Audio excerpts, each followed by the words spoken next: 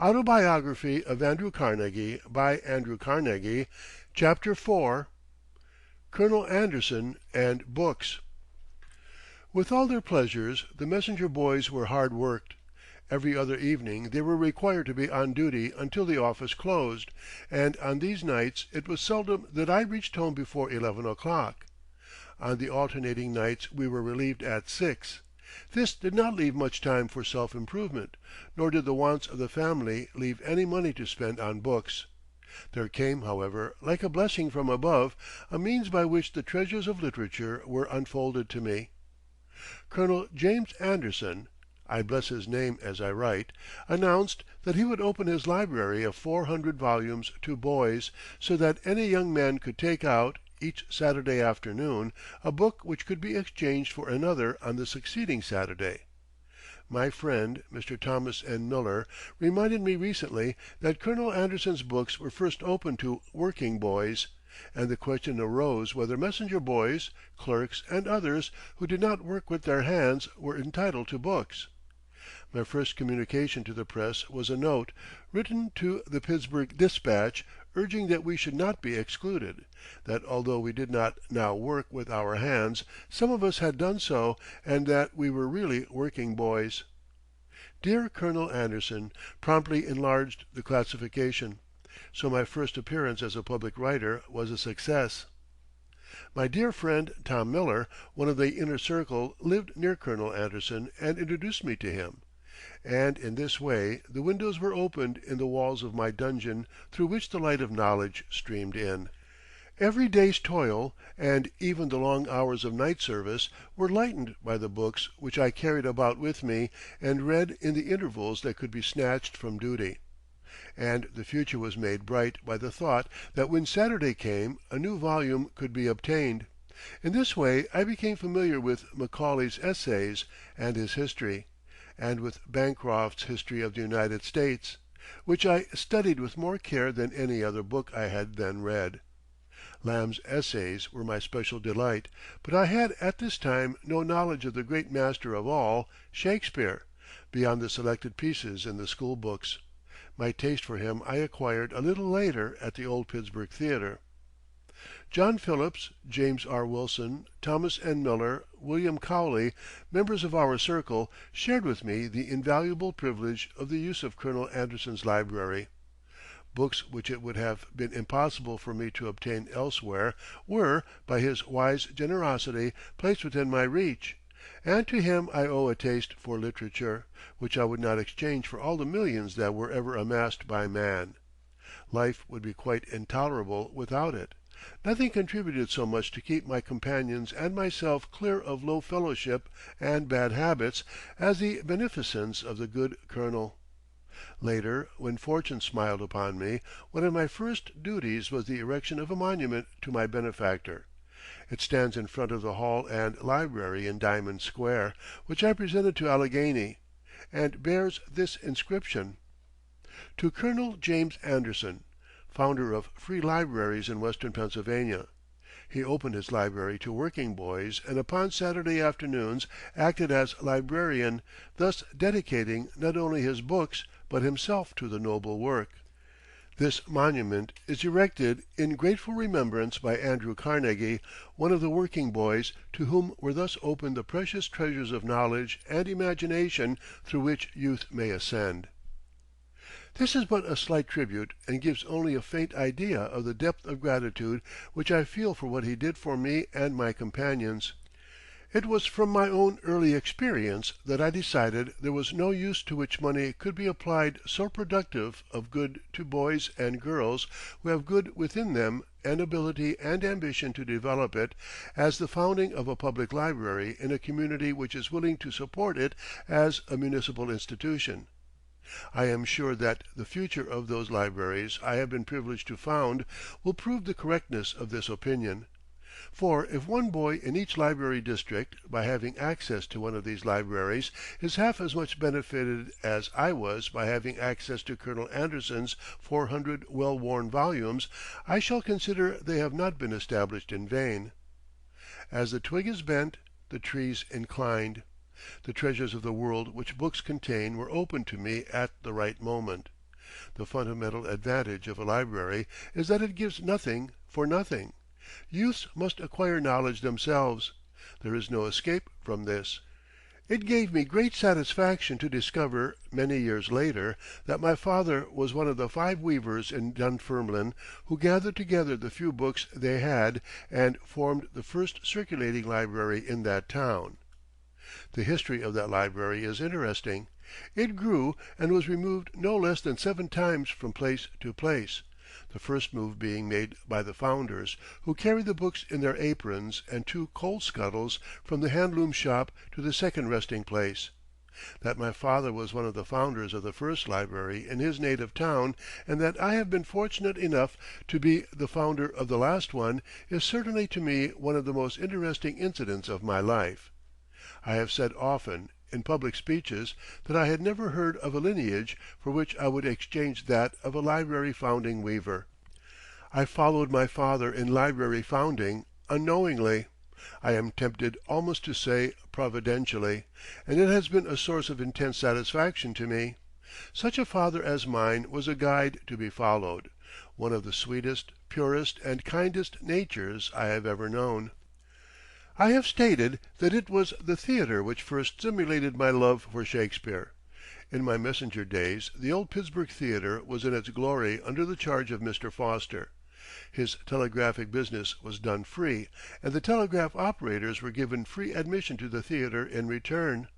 This privilege extended in some degree also to the messengers, who, I fear, sometimes withheld telegrams that arrived for him in the late afternoon until they could be presented at the door of the theatre in the evening, with the timid request that the messenger might be allowed to slip upstairs to the second tier, a request which was always granted. The boys exchanged duties to give each the coveted entrance in turn. In this way I became acquainted with the world that lay behind the green curtain. The plays generally were of the spectacular order, without much literary merit, but well calculated to dazzle the eye of a youth of 15. Not only had I never seen anything so grand, but I had never seen anything of the kind. I had never been in a theatre, or even a concert room, or seen any form of public amusement. It was much the same with Davy McCargo, Harry Oliver, and Bob Pitcairn. We all fell under the fascination of the footlights, and every opportunity to attend the theatre was eagerly embraced. A change in my tastes came when Gust Adams, one of the most celebrated tragedians of the day, began to play in Pittsburgh a round of Shakespearean characters. Thenceforth there was nothing for me but Shakespeare. I seemed to be able to memorize him almost without effort. Never before had I realized what magic lay in words. The rhythm and the melody all seemed to find a resting place in me, to melt into a solid mass which lay ready to come at call. It was a new language, and its appreciation I certainly owe to dramatic representation, for until I saw Macbeth played, my interest in Shakespeare was not aroused. I had not read the plays. At a much later date Wagner was revealed to me in Lohengrin. I had heard at the Academy of Music in New York little or nothing by him when the overture to Lohengrin thrilled me as a new revelation. Here was a genius indeed, differing from all before, a new ladder upon which to climb upward, like Shakespeare, a new friend. I may speak here of another matter which belongs to this same period. A few persons in Allegheny, probably not above 100 in all, had formed themselves into a Swedenborgian society in which our American relatives were prominent. My father attended that church after leaving the Presbyterian, and, of course, I was taken there. My mother, however, took no interest in Swedenborg. Although always inculcating respect for all forms of religion and discouraging theological disputes, she maintained for herself a marked reserve. Her position might best be defined by the celebrated maxim of Confucius: "To perform the duties of this life well, troubling not about another, is a prime wisdom." She encouraged her boys to attend church and Sunday school, but there was no difficulty in seeing that the writings of Swedenborg and much of the Old and New Testaments had been discredited by her as unworthy of divine authorship or of acceptance as authoritative guides for the conduct of life. I became deeply interested in the mysterious doctrines of Swedenborg, and received the congratulations of my devout Aunt Aitken upon my ability to expound spiritual sense. That dear old woman fondly looked forward to a time when I should become a shining light in the New Jerusalem, and I know it was sometimes not beyond the bounds of her imagination that I might blossom into what she called a preacher of the Word. As I more and more wandered from man-made theology these fond hopes weakened, but my aunt's interest in and affection for her first nephew, whom she had dandled on her knee in Scotland, never waned. My cousin, Leander Morris, whom she had some hopes of saving through the Swedenborgian revelation, grievously disappointed her by actually becoming a Baptist, and being dipped. This was too much for the evangelist, although she should have remembered her father passed through that same experience and often preached for the Baptists in Edinburgh. Leander's reception upon his first call after his fall was far from cordial. He was made aware that the family record had suffered by his backsliding when at the very portals of the New Jerusalem revealed by Swedenborg, and presented to him by one of the foremost disciples, his aunt. He began deprecatingly, "Why are you so hard on me, aunt? Look at Andy. He is not a member of any church, and you don't scold him. Surely the Baptist church is better than none." The quick reply came, "Andy! Oh, Andy! He's naked, but you are clothed in rags." He never quite regained his standing with dear Aunt Aitken. I might yet be reformed, being unattached, but Leander had chosen a sect, and that sect not of the New Jerusalem. It was in connection with the Swedenborgian Society that a taste for music was first aroused in me. As an appendix to the hymn book of the Society there were short selections from the oratorios. I fastened instinctively upon these, and although denied much of a voice, yet credited with expression, I was a constant attendant upon choir practice. The leader, Mr. Couthen, I have reason to believe, often pardoned the discords I produced in the choir because of my enthusiasm in the cause.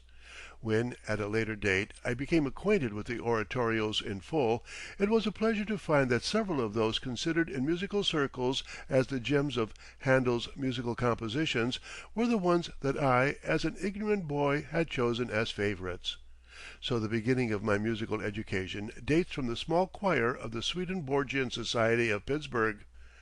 I must not, however, forget that a very good foundation was laid for my love of sweet sounds in the unsurpassed minstrelsy of my native land as sung by my father. There was scarcely an old Scottish song with which I was not made familiar, both words and tune. Folk songs are the best possible foundation for sure progress to the heights of Beethoven and Wagner. My father being one of the sweetest and most pathetic singers I ever heard, I probably inherited his love of music and of song, though not given his voice.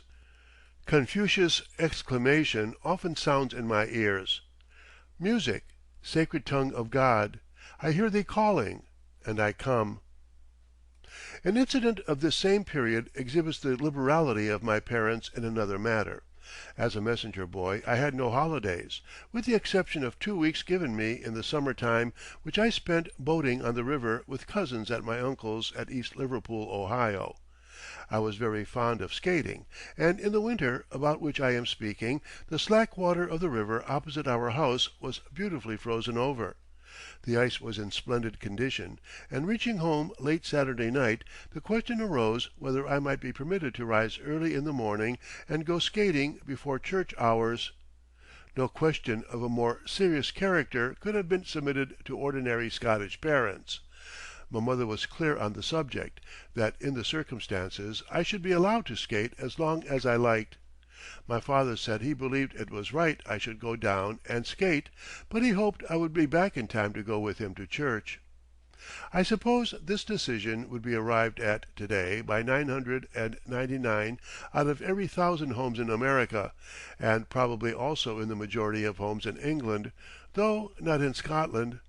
But those who hold to day that the Sabbath in its fullest sense was made for man, and who would open picture galleries and museums to the public, and make the day somewhat of a day of enjoyment for the masses, instead of pressing upon them the duty of mourning over sins largely imaginary, are not more advanced than were my parents 40 years ago. They were beyond the orthodox of the period when it was scarcely permissible, at least among the Scotch, to take a walk for pleasure or read any but religious books on the Sabbath. End of chapter 4.